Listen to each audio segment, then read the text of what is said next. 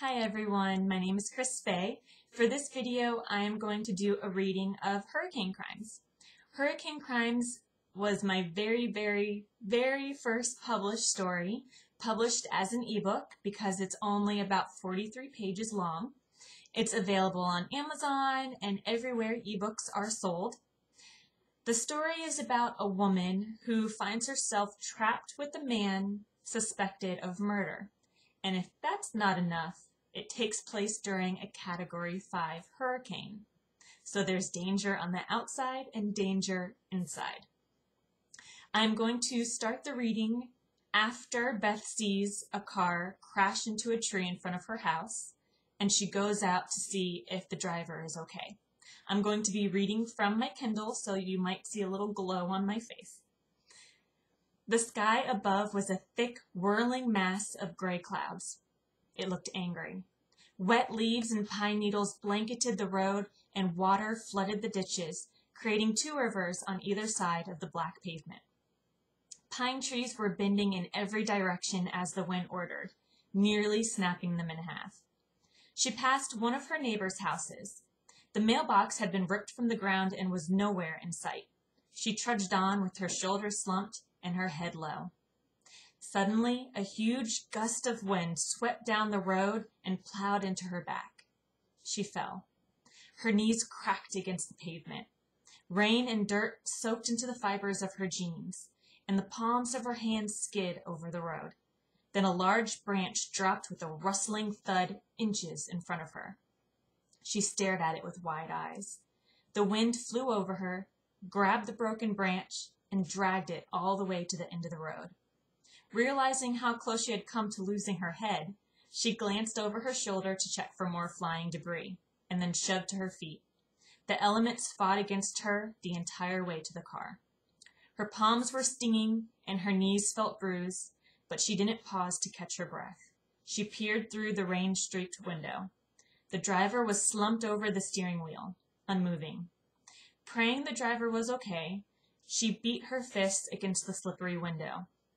"Hey, are you okay?" She pounded her fist harder. "Can you hear me?" The driver began to stir. She watched the person's head lift, ever so slightly, and roll over the steering wheel until they were looking at her through the window. A man's face peered at her, and she saw a gash on his forehead. His eyes were foggy as he tried to focus. A second later, his eyelids lowered. Beth cursed. She tried the door handle, but it didn't budge. She inched to the back door, knowing she had to unlock the front to get him out. Her eyes ticked from the window to her already aching hands. If she were Superwoman, she would be able to punch it out and save the day. But she wasn't. She glanced up and down the road, unsure of what to do. Then her gaze landed on the bricks that used to surround her neighbor's now missing mailbox. She faced the wind. Instead of thrusting her forward, it shoved her back. She lowered onto all fours and crawled to the bricks. They were so deep in the wet earth she had to claw one out with her nails. She pulled the brick free as the mud made an awful sucking sound and stuffed it into the pocket of her raincoat. The pounding rain quickly washed away the mud from her fingers, and she crawled back to the car with the brick weighing her down. When she finally reached the car, Beth had to grab the slippery bumper to pull herself to her feet. Then she positioned herself before the window, clutched the muddy brick in her hand, and wielded it with all her might. She was afraid the window wouldn't break, but it shattered with the blow, spraying shards of glass all over the back seat of the car. Seeing the wet grass sparkling on the seat, she stripped off her raincoat and dropped it over the cushions to avoid cuts. In that short amount of time, the rain soaked her shirt and plastered it to her body. She placed her hands on the roof of the car and lifted her legs into the opening. Her palms slid over the wet metal. She would have slipped if the soles of her sneakers hadn't stepped onto the rim of the window in time. She quickly slipped through the hole and onto the back seat. Wind rushed in after her, but compared to the atmosphere outside of the car, it was a lot calmer. She climbed between the two front seats and onto the passenger side. She shut off the engine and stashed the keys in her pocket. Beside her, the unconscious man didn't move. He wore jeans and a black t-shirt, The cotton stretched over his back, and she could see his back rising and falling with each breath he took. That was a good sign. She tentatively laid her hand on his shoulder. "Excuse me, can you hear me? I need to get you out of here. It's not safe."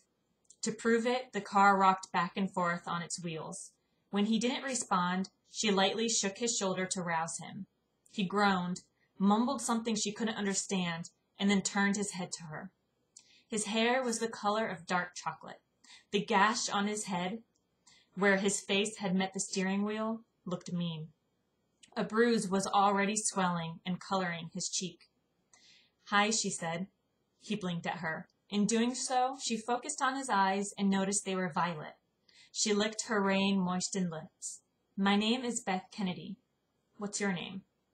He frowned for a second. Her own eyes, a shade darker than her hair, implored him to recall his name. "Donovan Goldwyn." Beth smiled at him. Her face was gleaming wet. Water dripped off the ends of her hair onto her lap. "Hello, Donovan Goldwyn. How many fingers am I holding up?" His violet eyes focused on her fingers. "4, he answered, "and I really hope you're not holding up 2.